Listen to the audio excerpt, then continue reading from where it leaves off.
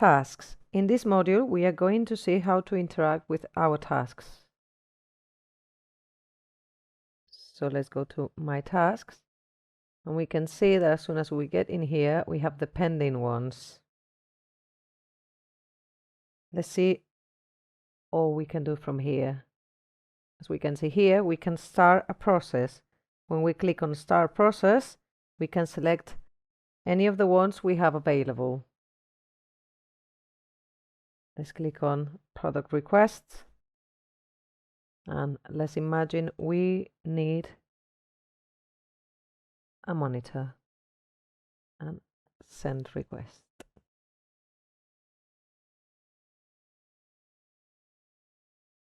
We can see here that we have already started a process. Now we have these two tasks here.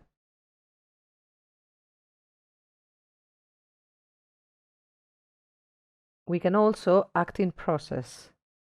That would be, for example, if we wanted to cancel the process we have just started. The process started with an IM, as you know, but it can be stopped in an intermediate message event. The way to activate the EM is through the Act in Process option. If we were to cancel the request, cancel the process, the notifications will still available because we can cancel them whenever we want. Notifications do not depend on whether the task has finished or not. I can simply read them and finish them. We can also see that we can delete them from delete notifications. Okay, let's see now my process status option. So if we go here and we go to status, we have an explanation.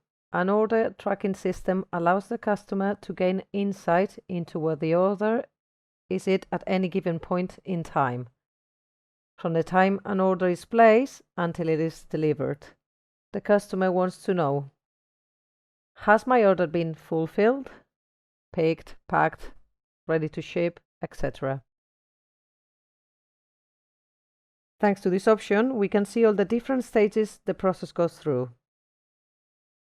For example, now it says approval pending. The request has been sent correctly and is pending revision. You will be notified when the request has been rejected or approved within 48 hours. Okay. Now let's go back to My Tasks. And supervisor approves or rejects. And let's imagine we don't want to approve it. So approved now and submit. Now we can go back to my process status, check it again, and now we can see that it's under revision.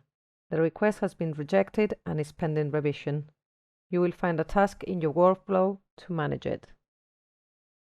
Okay, so we leave this, and as you can see, we got another task here, okay, and it says requester reprocess.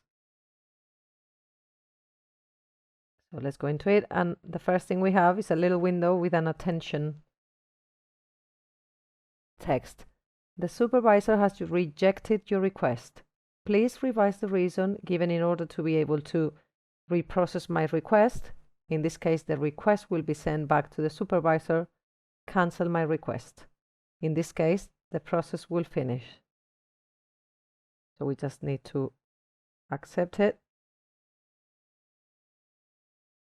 And now let's imagine that we say yes to reprocess. Click on Submit.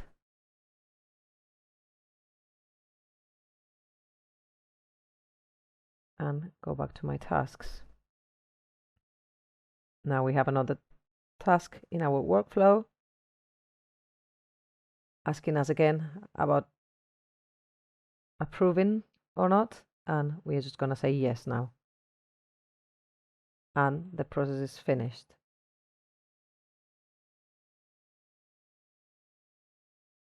Now we can see all that has been through. So approval pending under revision, then we have the reprocess order, it was under revision again, and the reprocess order.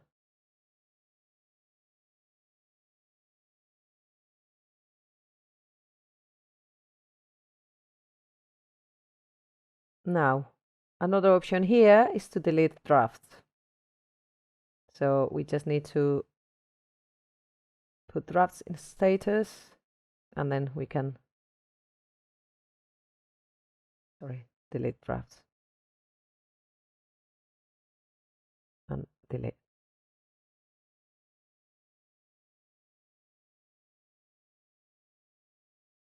We can also delete notifications.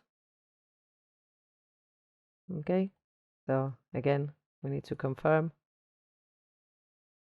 And here we have save filter. So let's imagine we have the pending ones.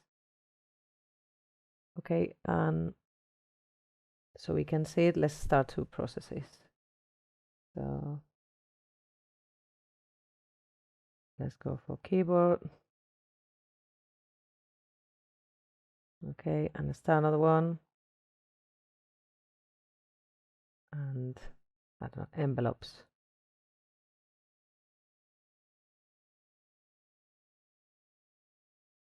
If we go to save filter and we go to theme, we could add the word keyboard.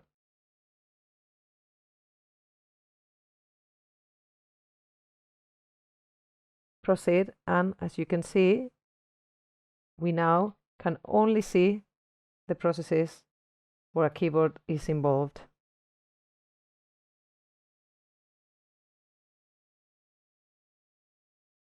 Okay. Another option is grid settings, when we can change like the size, for example. Let's imagine instead of the theme 3100 width, we want it to be 90. It will be as easy as to type 90 and save and exit, and it will change.